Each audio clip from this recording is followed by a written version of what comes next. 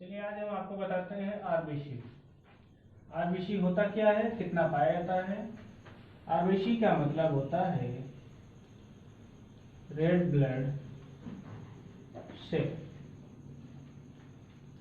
इसी को कार्पल्स भी बोला जाता है, जिसे बोलते हैं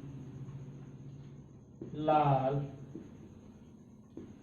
रुधिर कणिकाएं। आखिरकार हमें मालूम कैसे हुआ कि ब्लड में आरबीसी होता है, या किसके कारण आरबीसी लाल होता है, क्या पाया जाता है। तो हम जानते हैं कि ब्लड में पाया जाता है हीमोग्लोबिन। हीमोग्लोबिन पाया जाता है। हीमोग्लोबिन के कारण क्या होता है, आरबीसी लाल होता है। जो रेड ब्लड सेल होते हैं या रेड ब्लड कार्पल्स होते हैं, ये हीमोग्लोबिन के कारण लाल होता है। और हीमोग्लोबिन में एक प्रोटीन पाई जाती है, ग्लोब्यूटिन नामक प्रोटीन पाई जाती है, जिसके कारण हीमोग्लोबिन में लोहा प्लस प्रोटीन की उपस्थिति होती है। अब यही हीमोग्लोबिन पाया जाता है आरबीसी में। आरबीसी यानी रेड ब्लड सेल। अब रेड ब्लड सेल क्या होता है? रेड ब्लड सेल जो होता है, यह ऑक्सीजन और कार्बन डाइऑक्साइड का हमारे शरीर में संचालन करता है, यानी ले जाना और ले आने का कार्य करता है। तो ऑक्सीजन मिलता कहां से है? ऑक्सीजन पेड़ पौधों से मिलता है। ऑक्सीजन की प्राप्ति पेड़ पौधों से होती है, और पेड़ पौधे आपको ऑक्सीजन कब देंगे? जब तक आप उन्हें कार्बन डाइऑक्साइड नहीं देंगे। यानी पेड़ को आप जब तक कार्बन डाइऑक्साइड नहीं मिलेगा, तब तक वह ऑक्सीजन नहीं देगा। और जब ऑक्सीजन नहीं देगा तो जो जीव होते हैं वो जीवित नहीं रह सकते हैं। यानी सीधी सी बात है कि जो पेड़ पौधे होते हैं, वे कार्बन डाइऑक्साइड के माध्यम से अपना भोजन बनाते हैं।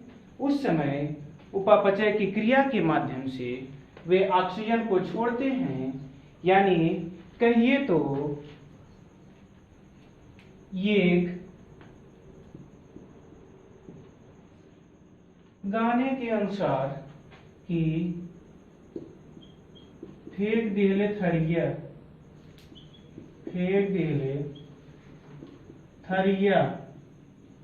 अब फेंक दिले थरिया का मतलब हुआ कि पेड़ पौधा जो होता है, ऑक्सीजन तो फेंक दिया। अब ऑक्सीजन जाएगा कहां? ऑक्सीजन बॉडी में जाएगा। अब वहीं से पूछता है कि फेंक देले थरिया, तो अगमा क्या है? बलम गईले झरिया। बलम गईले झरिया, यानी यहां से पेड़ पौधे से ऑक्सीजन छूटा और तुरंत भगते पहुंचा कहां? हमारे बॉडी में। तो फिर पेड़ पौधा पूछता है पहुंचले कि नहीं, पहुंचले कि नहीं। यानी एक लोग की जिम्मेदारी होती है, हमारी भी जिम्मेदारी है कि हम आपको जितना पढ़ाएंगे उतना जब तक आपको समझ में नहीं आएगा और जब तक आप माइंड में कंसंट्रेट नहीं कर पाएंगे, तब तक हमें पढ़ाने से कोई मतलब नहीं हुआ। उसी तरह से पेड़ पौधे जो होते हैं, ऑक्सीजन तो दे दिए, लेकिन जब तक वे हमारे शरीर में जाएगा नहीं, तब तक हम उसे एक्सेप्ट नहीं करेंगे। जब हम एक्सेप्ट नहीं करेंगे तो ऑक्सीजन की पूर्ति हो नहीं पाएगी। जब ऑक्सीजन की पूर्ति नहीं हो पाएगी तो हम जीवित नहीं रह सकते हैं। तो वही पेड़वा कहता है कि फेंक देले थरिया, बलम गईले झरिया, पहुंचले कि ना। अब पहुंची ही कैसे हो? पहुंचने के लिए उन्हें कुछ रास्ता भी मिलना चाहिए। अब पहुंचते किसके माध्यम से? हीमोग्लोबिन के माध्यम से। हीमोग्लोबिन पाया जाता है आरबीसी में। जब तक हीमोग्लोबिन के माध्यम से यानी आरबीसी जो होता है यह ऑक्सीजन को ले जाता है, जब तक ये ले नहीं जाएगा तब तक हमारा हार्ट भी जो रहेगा ना वो भी फुलकता पचकता भाई उसका काम ही है सिस्टोलिक और डायस्टोलिक का काम करना। लेकिन हमारा जो फेफड़ा है वो क्या करेगा, वहां से हम तुरंत सांस खींचना चालू कर देंगे। जब हमें ऑक्सीजन नहीं मिलेगा तो सांस फूलेगी अवश्य। जब सांस फूलेगी तो हार्ट हमारा क्या कहेगा, भैया अब चलिए आप और हम भी चलते हैं साथ में। जब दोनों साथ हो जाएंगे तो इंसान का इस लोक से दूसरे लोक में जाना पड़ जाता है। तो ऑक्सीजन हमारे बॉडी के लिए सबसे बड़ी जरूरी होता है। तो हम बता दिए कि ऑक्सीजन कैसे पहुंचता है, कहां से छूटता है और कहां जाके मिलता है। ऑक्सीजन को सबसे पहले एक्सेप्ट कौन करता है, ऑक्सीजन को सबसे पहले एक्सेप्ट करने वाला फेफड़ा होता है। क्यों कि जो फेफड़ा होता है वह ऑक्सीजन को शुद्धिकरण करता है, यानी ब्लड जो होता है उसको ऑक्सीजनेटेड करता है। ऑक्सीजनेटेड जब तक नहीं करेगा तब तक उसे हार्ट जो होता है उसे एक्सेप्ट ही नहीं करेगा। जब हार्ट एक्सेप्ट नहीं करेगा तो क्या करेगा फेफड़ा, ब्लड लेके अचार थोड़ी डालेगा। तो जब तक हार्ट तक नहीं पहुंचेगा, हृदय तक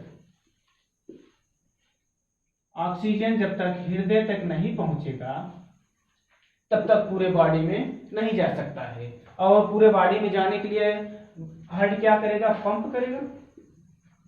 पंप करता है। लोग कहते हैं कि हार्ट धड़कता है। धड़कता क्यों है, कभी कभार धड़कता है कि हमारी जो ब्लड प्रेशर होते हैं वो हाई हो जाए या फिर लो हो जाए। हाई होने पर ज्यादा धड़कता है, लो होने पर कम धड़कता है। तो हाई होने को क्या कहते हैं, सिस्टोलिक कहा जाता है, सिस्टोलिक। और लो होने क्या कहते हैं, डायस्टोलिक। ये हुआ हार्ट की क्रिया यानी ब्लड प्रेशर। तो ब्लड प्रेशर हाई और लो कब होता है मैंने आपको बताया। तो देखते हैं, हम अपने टॉपिक पर चलते हैं। हमारी टॉपिक क्या थी, लाल रुधिर कणिकाएं। लाल रुधिर कणिकाएं होती क्या हैं, लाल रुधिर कणिकाएं ऑक्सीजन को हमारे शरीर में, हमारे शरीर तक पहुंचाने का कार्य करती हैं। लाल रुधिर कणिकाएं जो होती हैं हमारे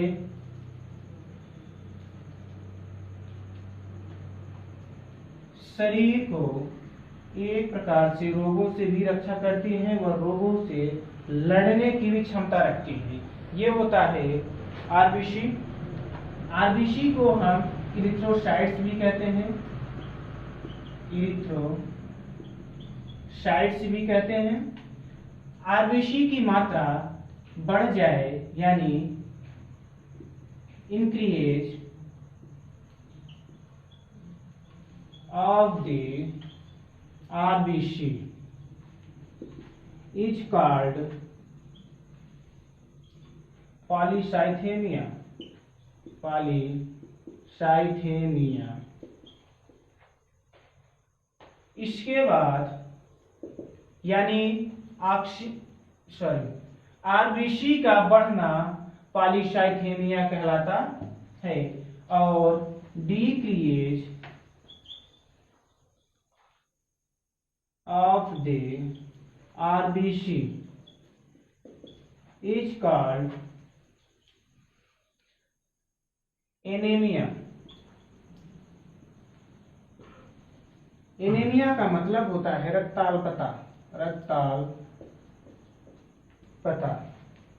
यानी आरबीसी का बढ़ना पॉलीसाइथेमिया, पॉलीसाइथेमिया।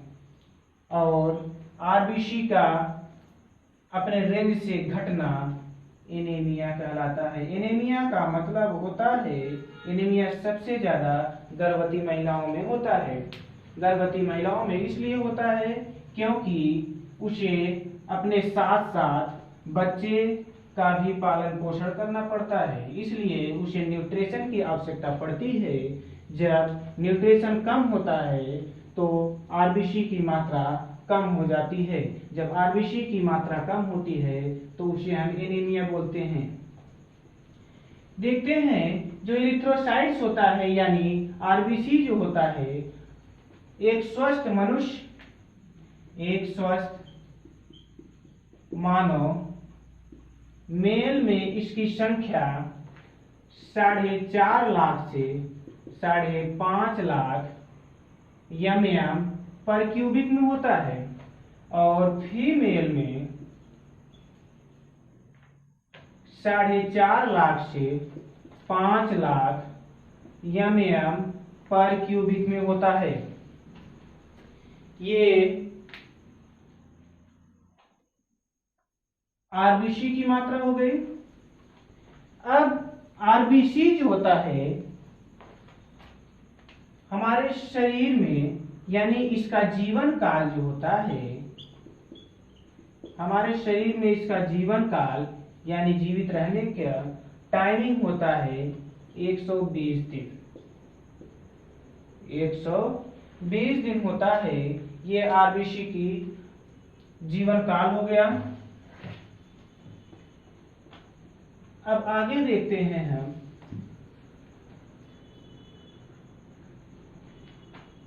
आरबीसी यानी रेड ब्लड सेल, लाल रुधिर कणिकाएं।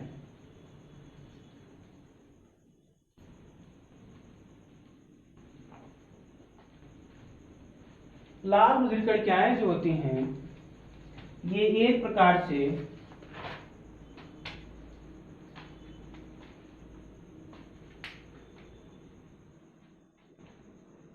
इसका आकार जो होता है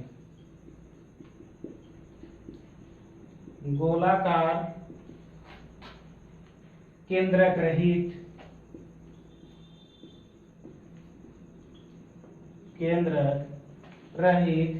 हीमोग्लोबिन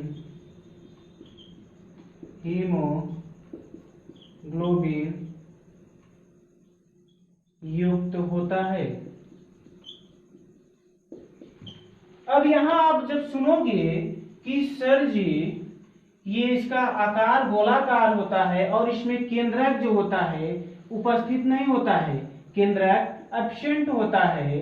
जब केंद्रक एब्सेंट होता है तो ये एक पीढ़ी से दूसरी पीढ़ी में कैसे जाता है? तो इसे एक पीढ़ी से दूसरी पीढ़ी में कतई नहीं जाता है। क्यों? क्योंकि हम जानते हैं कि जो आरबीसी होता है इसका निर्माण हमारे शरीर के अस्थि मज्जा और मृत्यु प्लीहा के माध्यम से होता है। इसका निर्माण अस्थि मज्जा बोन मैरो से होता है। जब बोन मैरो से इसका निर्माण होता है तो यह पीढ़ी दर पीढ़ी नहीं जा सकता। क्यों नहीं जा सकता? क्योंकि इसमें न्यूक्लियस नहीं पाया जाता है। जब न्यूक्लियस नहीं पाया जाता है तो अब आपके दिमाग में ये आएगा कि सर जी यदि न्यूक्लियस नहीं पाया जाता है तो क्या डीएनए के माध्यम से नहीं जाएगा? डीएनए के माध्यम से नहीं जाएगा। भैया हम आपको बताते हैं कि जिसमें न्यूक्लियस ही नहीं पाया जाएगा तो उसमें डीएनए कहाँ पाया जाता है? जब डीएनए नहीं पाया जाएगा और न्यूक्लियस नहीं पाया जाएगा तो आरबीसी जो होता है एक पीढ़ी से दूसरे पीढ़ी में कभी नहीं जाता है। क्यों? क्योंकि हम जानते हैं कि जब एक पीढ़ी से दूसरी पीढ़ी में आरबीसी जाने लगेगा तो कभी यह कम बेशी नहीं होता है और जल्दी नहीं होगा। तो इसमें जब केंद्रक ही नहीं पाया जाता है तो इसका कोई सवाल ही नहीं उठता है कि यह एक पीढ़ी से दूसरी पीढ़ी में जाएगा। अब एक बात और आती है, मृत प्लीहा से भी इसका निर्माण होता है। मृत प्लीहा से इसका निर्माण होता है और प्लीहा को हम ब्लड बैंक भी कहते हैं। प्लीहा को ब्लड बैंक कहते हैं।